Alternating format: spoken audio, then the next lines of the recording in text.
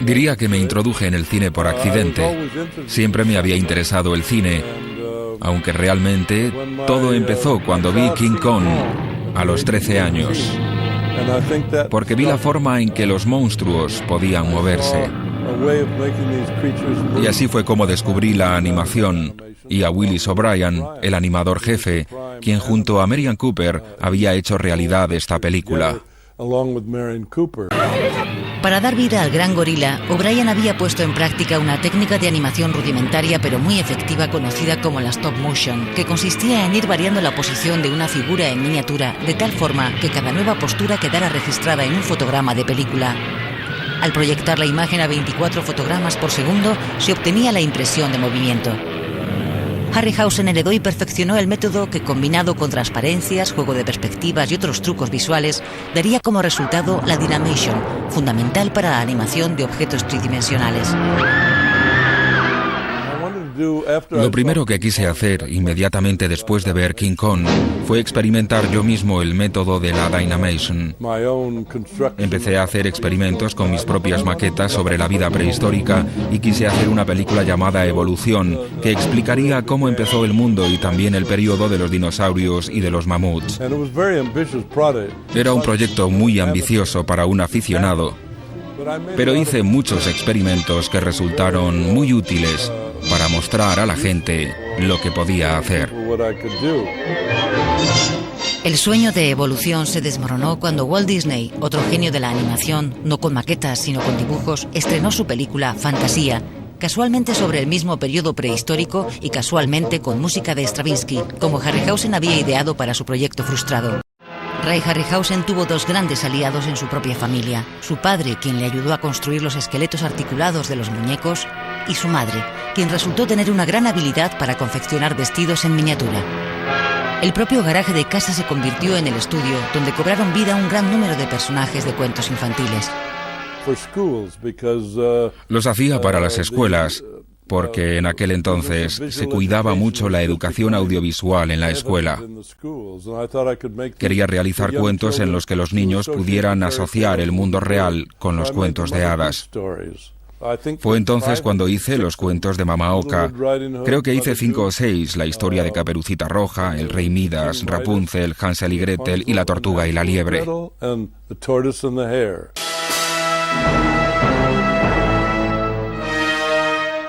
Harryhausen, artífice de algunos títulos emblemáticos del género de aventuras como La Isla Misteriosa o El Valle de Wanji, siempre se ha sentido fascinado por los mundos remotos y las criaturas prehistóricas. Estaba loco por las criaturas del mundo perdido, King Kong. Yo sentía lo mismo, así que hicimos un trato. Envejeceremos, pero seguiremos siendo jóvenes. Las expediciones de hombres a tierras legendarias surgidas de las páginas de Conan Doyle, Julio Verne o H.G. Wells han sido una inagotable fuente de inspiración en su obra. Y si estos animales resultaban amenazadores en su entorno natural, mucho más sobrecogedor para la audiencia suponía dejarlos sueltos en la gran ciudad. Así fue como, después de que un enorme saurio sembrara el pánico en las calles de Nueva York, un pulpo gigante hizo lo propio en las tranquilas aguas de San Francisco. Había un joven productor que quería hacer una película sobre un pulpo destruyendo el puente de Golden Gate, así que pensé, vaya, esto parece un reto muy interesante. Un pulpo tiene 8 tentáculos, pero para recortar gastos le puse solo 6. No pensé que alguien los contaría, los otros 2 tentáculos podían estar ocultos bajo el agua. En 1956, en pleno apogeo cinematográfico de las invasiones extraterrestres, con títulos como Ultimátum la Tierra y La Guerra de los Mundos, Ray Harryhausen y el director Fred Sears realizaron su personal aportación al género con La Tierra contra los platillos volantes. En ese momento se hablaba mucho sobre los platillos volantes y la gente quería hablar con personas de otros planetas. Se convirtieron en un fenómeno en muchos países. Así que decidimos hacer una película sobre platillos volantes que invadían Washington. Una invasión en toda regla que se llevaba por delante a los emblemáticos edificios de la ciudad, o mejor dicho, a sus perfectas reproducciones a escala, sentó definitivamente las bases de lo que serían los posteriores ataques alienígenas cinematográficos.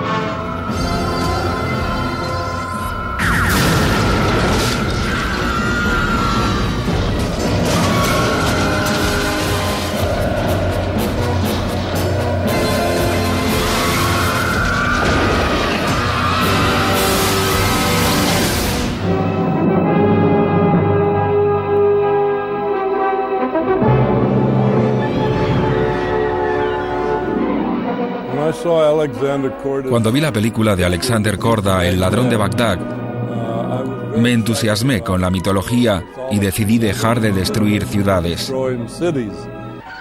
Había destruido ya Washington, Roma, el Golden Gate de San Francisco, y ya estaba un poco cansado de eso, sobre todo cuando Godzilla también empezó a destruir Tokio con imágenes prácticamente copiadas del monstruo de tiempos remotos. Estaba buscando nuevas perspectivas y encontré un personaje de leyenda como Sinbad. Para Sinbad y la princesa, dirigida por Nathan Juran, Harryhausen realizó gran cantidad de grabados que facilitaron enormemente el plan de rodaje. Hice muchos dibujos de los momentos culminantes de la película y muchas veces el director artístico que diseñaba los decorados empleaba estos bocetos o le influían en cuanto a cómo diseñar los decorados. Así que trabajé en muchos campos, no solo en animación.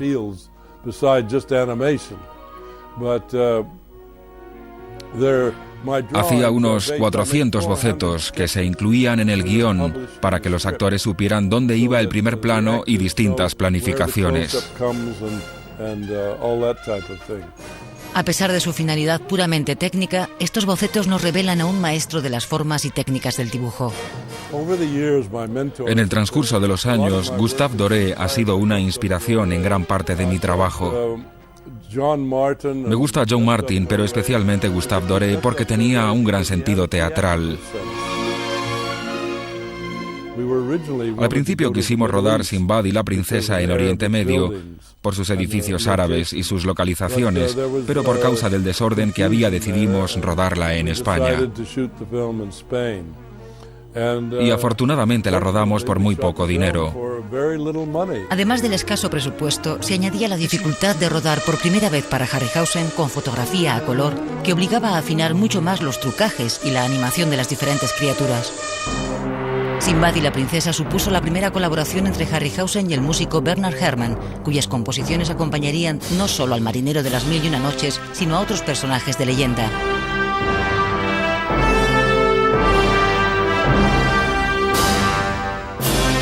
Tanto Ray Harryhausen como su gran amigo y productor Charles Neer descubrieron que la mitología griega estaba plagada de buenos argumentos cinematográficos y de un sinfín de criaturas dispuestas a tomar forma en la pantalla. Siempre me había fascinado Jasón y la historia de Jasón y el vellocino de oro. A Charles también le interesaba ese tema. Creo que es la mejor película que hicimos juntos. Contiene secuencias de altísimo valor visual, como la de la hidra de las 7 cabezas, la de los esqueletos que surgen de la tierra. La comparación entre distintos tamaños se crea mediante un contraste. Para ello usamos mucho la técnica del traveling matte. Consiste en combinar dos imágenes que han sido rodadas por separado. Ruedas planos cercanos de las personas que quieres que salgan grandes y luego ruedas de lejos a las personas que quieres que salgan pequeñas, y entonces combinas las dos imágenes y esto produce la diferenciación de tamaños.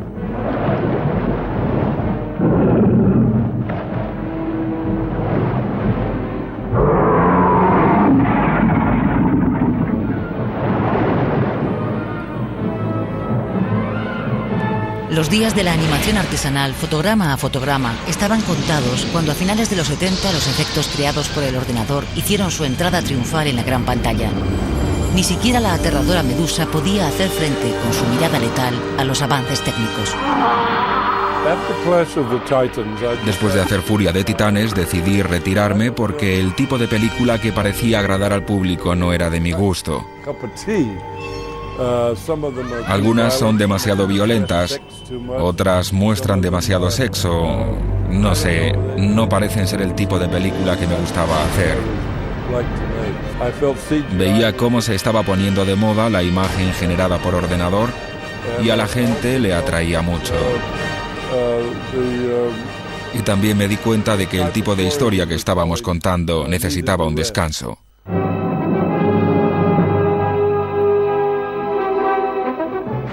Algunos dicen Casablanca, otros Ciudadano Kane. Yo digo que Jason y los Argonautas es la mejor película de la historia. No sabemos hasta qué punto las palabras de Tom Hanks eran del todo sinceras, teniendo en cuenta que Ray Harryhausen se encontraba a su lado, después de haber recibido de manos de Ray Bradbury el Oscar honorífico a toda su carrera. Oh my God. I don't know what to say. Thank you. Thank you so very much.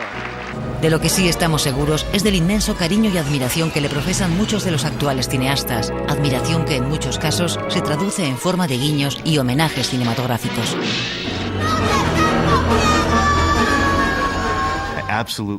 Creo absolutamente en ese mundo que él creó, el matrimonio entre lo real y el stop motion. Había ciencia ficción anterior, pero no tenía ese halo de realidad que la de Harryhausen sí tiene, debido a que sus personajes son sintéticos, pero están vivos.